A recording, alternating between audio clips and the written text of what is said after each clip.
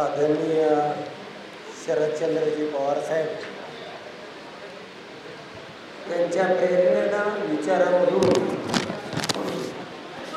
ही शिवशराची यात्रा आज सकाळी माळशिरसहून मोहोळ मार्गे सोलापूर या ठिकाणी जाते आणि या शिवस्वराज्य यात्रेमध्ये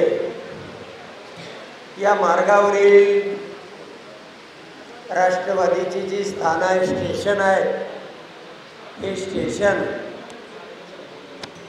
या मोहोळच्या स्टेशनवरती ही यात्रा आलेली आहे। आपला सर्वांना संबोधित करण्यासाठी या ठिकाणी माननीय जयंतरावजी पाटील साहेब आपले प्रदेशाध्यक्ष आपल्या हाताला दुखापत होऊन सुद्धा ही यात्रा आम्ही थांबवणार नाही अशा पद्धतीचा एक विश्वास ध्येय घेऊन या ठिकाणी आपले खासदार अमोलजी कोल्हे साहेब आपल्या जिल्ह्यामध्ये तुम्हा आम्हा सर्वांना ज्यांनी विश्वास दिला या जिल्ह्याचं चित्र बदलू शकतं।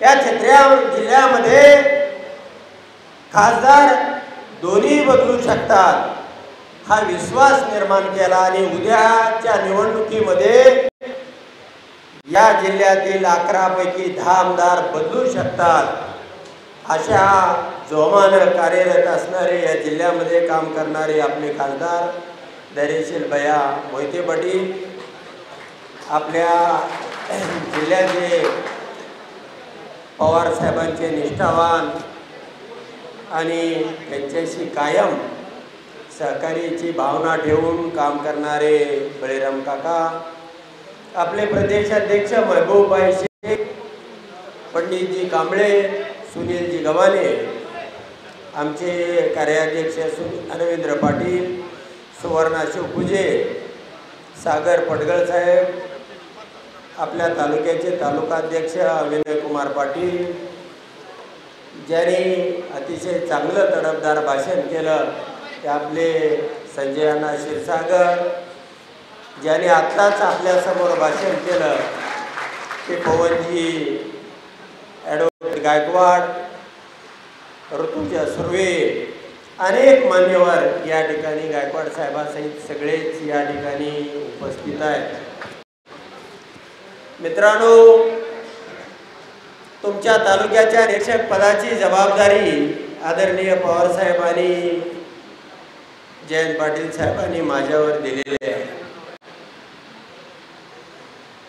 मग आता परिवर्तन होणार।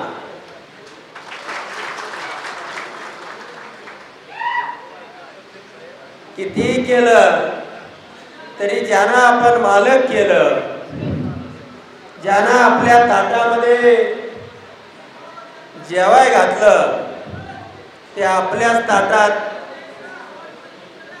शिव करून जाते। त्यांचा मालक तिकडे दंड भरतोय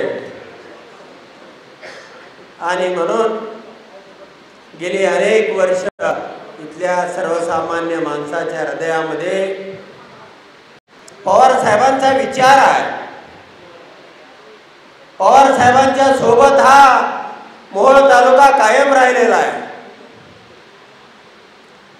आणि म्हणून तिथल्या पुन्हा मालकाला वाटत असेल की पालखी बरोबर आपला घोडा आहे ताज साज आणि आपल्या पायाला पडतायत पण ज्या वेळेला ही पालखी पंढरपूरच्या विठोबाला जाते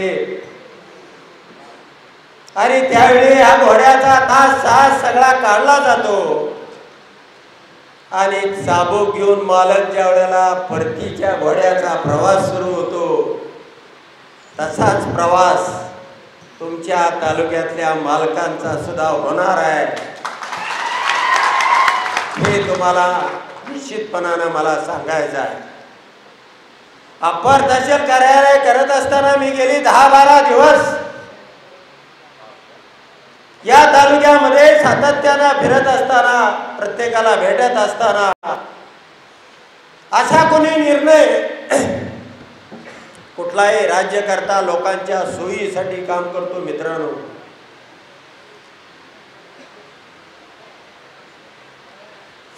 कुठल्याही राज्यकर्त्याला आपलं बलस्थान कायमस्वरूपी राहावं या उद्देशानं जर या तालुक्यातल्या 42 गावांची होरपळ करत असेल, आपली सत्ता अबाधित राहावी म्हणून हे कार्यालय अंगरला नेत असेल, तर निश्चितपणानं तुम्ही वेळेशान व्हा. गेल्या 2 महिन्यापूर्वी 63,000 लोकांनी चापकाचे फटकारे मारले. आता ते वळ 70,000वर जाऊ देऊ नका, एवढंच माझं त्यांना सांगणं आहे. तुम्ही सामान्य माणसाची नस ओळखली पाहिजे आणि म्हणून तुम्हाला अजून 2 महिने संधी आहे. या 2 महिन्यामध्ये हे अप्पर तहसील कार्यालय हा एकच विषय नाही.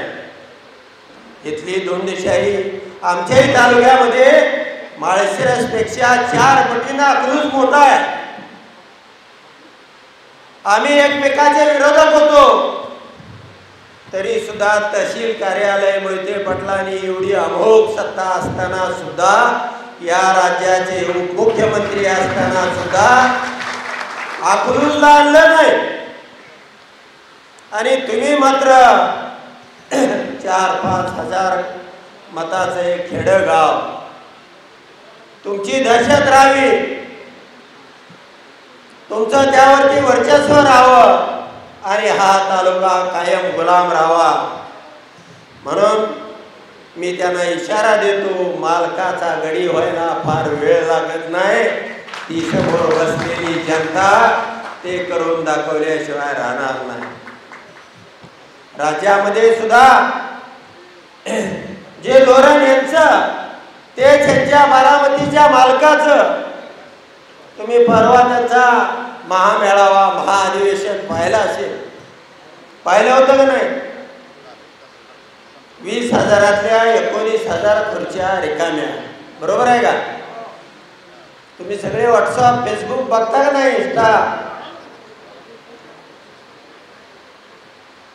आणि ज्या वेळेला या राज्यातल्या जनतेने ठरवलं, या लोकसभेला परिवर्तन केलं, त्यावेळेला यांची धुंदी उतरली आणि जे खरे प्रश्न आहे, ज्या प्रश्नाची सोडवणूक करायला पाहिजे, ते बाजूला ठेवले आणि आकर्षक योजना आणल्या. लाडका भाऊ, लाडकी बहीण. मित्रांनो, या राज्यामध्ये सर्वसामान्य माणसाची मागणी काय आहे? इथला मराठा समाज आरक्षणासाठी आक्रोश करतोय, तो रस्त्यावरती उतरतोय. जरांगे पाटलासाठी मोटरसायकलवरती 200 किलोमीटर तो त्यांच्या पाठीमागे धावतोय.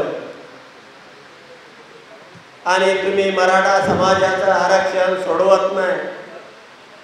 गेली 15-20 वर्ष धनगर समाजाचं आरक्षण सोडवावं म्हणून मी सुद्धा अखेरचा लढा, 5-5 लाख लोकांच्या सभा, औरंगाबाद असेल, नागपूर असेल, सांगली असेल, तोंडेमंकाळ असेल, त्या ठिकाणी या मोहोळमध्ये सुद्धा तुमची 50,000 लोकांची सभा आपण त्या ठिकाणी रात्री 11 वाजता घेतली होती, बरोबर आहे का? 5 वर्ष झाली. पहिल्या कॅबिनेटला आरक्षण देतो म्हटले, पण मित्रांनो आता सुप्रीम कोर्टाचा निर्णय आलेला आहे. राज्याला हे सगळे अधिकार त्या ठिकाणी दिलेले आहेत. कुठल्या पोट जातीचा समावेश करायचा, कुठला कानामात्रा दुरुस्त करायचा, धनगरचं धनगर करायचा, सगळे अधिकार हे राज्याला दिलेले आहेत. आणि म्हणून हे बारामतीचे किंवा सातारचे किंवा नागपूरचे राज्यकर्ते असतील, त्यांना मला इशारा द्यायचा आहे, अजून वेळ तुमच्या हातामध्ये आहे. मराठा समाजाचा आणि धनगर समाजाच्या आरक्षणाचा जर प्रश्न तुम्ही सोडवला नाही तर या राज्यामधून तुम्ही हद्दपार व्हाल आणि घराचा रास्ता तुम्हाला ही जनता दाखवल्याशिवाय राहणार नाही. तुम्ही हे प्रश्न सोडवा आणि जर तुम्ही मराठा आणि धनगर समाजाचा प्रश्न सोडवला तर आम्हाला काय आमदार खासदार होण्याची हौस नाही. माळशिरस मध्ये गेल्या वेळेला बीड आणून उभा केला होता, या वेळेला नागपूर आणून उभा करा, त्याला बिनविरोध निवडून देऊ. पण ह्या दोन्ही समाजाच्या आरक्षणाचा प्रश्न जर तुम्ही सोडवला नाही तर मात्र तुम्हाला सुट्टी नाही. एवढंच या प्रसंगाने सांगतो. मी या तालुक्याचा निरीक्षक आहे. मी 2 दिवसानंतर 15 दिवसाचा सलग दौरा या मोहोळ तालुक्यामध्ये करणार आहे. तिथलं गाव ना गाव पिंजून काढणार आहे. तुम्ही या सगळ्या सोबतीना घेऊन आपल्याला हा गड जिंकायचा आहे. पवार साहेबांच्या विचाराचा हा तालुका बाजूला जाता कामा नये. आणि कुणी डोक्यामध्ये हे आणू नका ते इकडून येतील तिकडून जातील. जे जे आपल्यापासून लोकसभेला विरोधात होते ते सगळे त्या बाजूला राहतील. आपल्यातले छोट्यातले छोटे कुणी मग पवन गायकवाड असो संजय क्षीरसागर असो भूमिपत्रालाच तिकीट दिलं जाईल आणि त्यांनाच निवडून आणलं जाईल. एवढं मी या ठिकाणी ठामपणानं सांगतो. वेळ झालेला आहे. पुढची सोलापूरची सभा आहे तर या जिल्ह्यामध्ये निश्चितपणानं दरेशीर बऱ्या हे ज्याही पद्धतीनं आम्ही माळशिरस तालुक्यामध्ये निर्णय घेतला आणि तिथं खरं लोकसभेचं इलेक्शनच नव्हतं. सगळं सर्वसामान्य माणसाने हे निवडणूक हातामध्ये घेतलेली होती. मोहिते पाटलांनी गेली अनेक वर्ष राजकारणामध्ये काम केलेलं आहे. या जिल्ह्यामध्ये त्यांनी पुन्हा या सगळ्यांसाठी मोहोळ सहित ज्या आपल्या वाट्याला 6-7 जागा मित्रपक्षासह येतील त्या जागेवरती दरेशीर बऱ्या आणि जिथं जिथं खारीचा वाटा म्हणून माझा उपयोग त्या ठिकाणी बोलवा. कुठलाही छोट्यातला छोटा कार्यक्रम या मोहोळ तालुक्यातल्या कोणत्याही गावामध्ये असू द्या मला फोन करा.